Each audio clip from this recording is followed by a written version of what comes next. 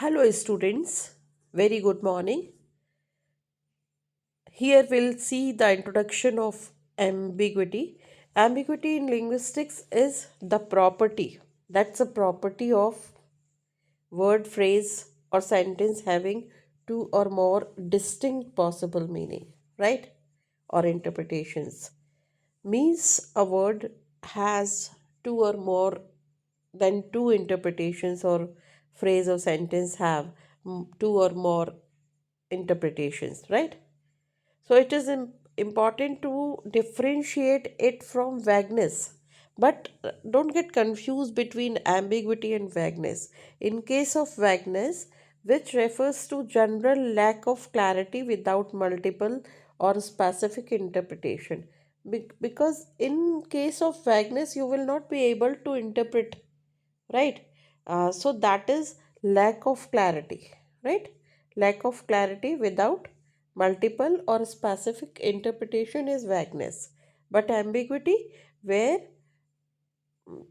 two or more than two distinct possible meanings, so that is just opposite. Because ambiguity means when there are two or more than two distinct meanings or interpretation. But in case of vagueness, no clarity what they are want to say, right? What they want to say, right? So ambiguity is typically classified based on the level of language. Ambiguity is classified on the basis of level of language, which the multiple meanings arise. The two primary types of lexical and structural syntactic ambiguity. There are two types. First is lexical ambiguity. Lexical ambiguity occurs when a single word has that is occurred. Lexical ambiguity occurs due to word, right? When a single word has two or more different meanings, right? The ambiguity is resolved by considering the different senses of word itself. So that is because of different sense of word, senses of word. And there is confusion between homonymy and polysemy. Because when we use homonymy or when we use polysemy, then generally, or sometime parts of speech also creates problem. That problem is that ambiguity is called lexical ambiguity. So let us see homonymy. Words that have the same spelling, please take care, same spelling and pronunciation in different unrelated meaning. Means here, that is different unrelated. This is the key point here. Please take care. That is unrelated, not related. Unrelated meaning. For example, bank. So a financial institution, bank is same spelling, uh, same spelling or same pronunciation. But first bank is financial institution, another bank is edge of river, right? So that's a when we use bank, so that is problem because I visited bank. So which bank? Edge of the river or financial institution? So that's a problem which arises due to homonym. And then polysemy. Polysemy is the word same, same spelling, same sound, and but a related meaning. Difference is related meaning. Means both the word same. This is foot and male. So foot is the body part, right? And base of the structure, that is foot of mountain. Means my foot hurts or my foot of mountain, right? So then when that context is not clear, then there is confusion. But polysemy means the same sound, same word, but that is related meaning. Okay. Now next is part of speech ambiguity, homography or homophony. A word can belong to multiple grammatical categories. Important, right? For example, I am crossing the road. That's a verb form. I cross, that I put cross because I'm Christian. That is noun form. Noun form. So this is the difference, right? So, homography or homophony. This is all. This is called homography. Graphy is same words or letters, or homophony, of course, same sound, right? So that problem creates, that lexical problem creates, arises due to using of homography or homophony.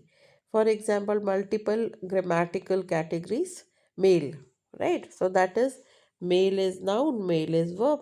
So did the mail arrive, right? Or I need to mail the package.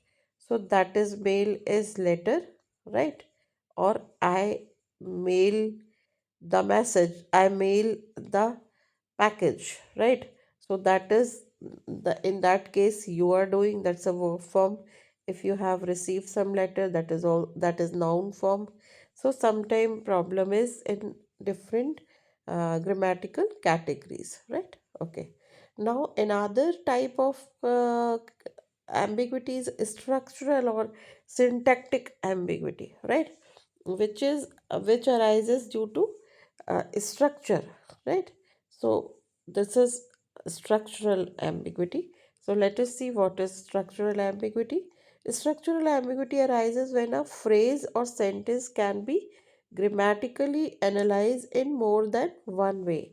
Means when a phrase or sentence which is grammatically arise in more than one way, right? Leading to different overall meanings, even if the individual words are unambiguous.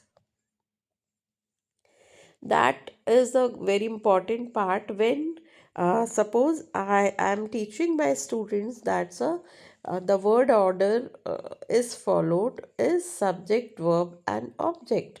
So child is getting idea, first I have to place subject, then verb, then object. So he says that John, it's a subject or noun, eats, right, then bread, right?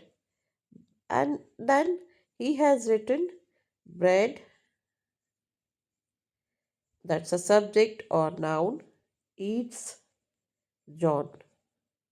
That is also, order is followed, right? So that is all, that is, in that case it's correct. But that grammatically, if we analyze, right?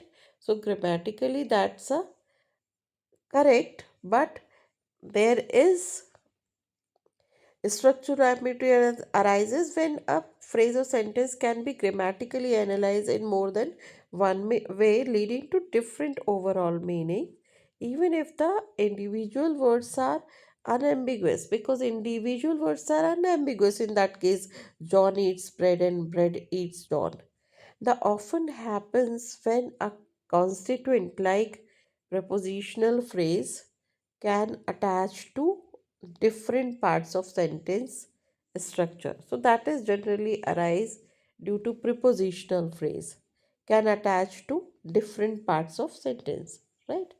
How visiting relatives can be boring, right? So here that is visiting the act of visiting relatives is boring, where visiting is verb or gerund, because this visiting means that act of visiting.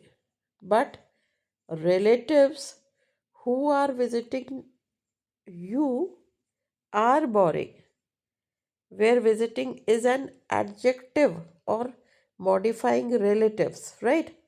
So that is, visiting relatives can be more boring, or visiting two relatives can be boring. That is the problem in structural ambiguity, right? That's a sentence is proper, but sometimes context is not clear, and that is why uh, we have to make the proper sentence. Example 2, she saw the man up. Now here that's the problem of prepositional phrase with the telescope. So she saw the man, right? She used telescope first interpretation to see the man, right?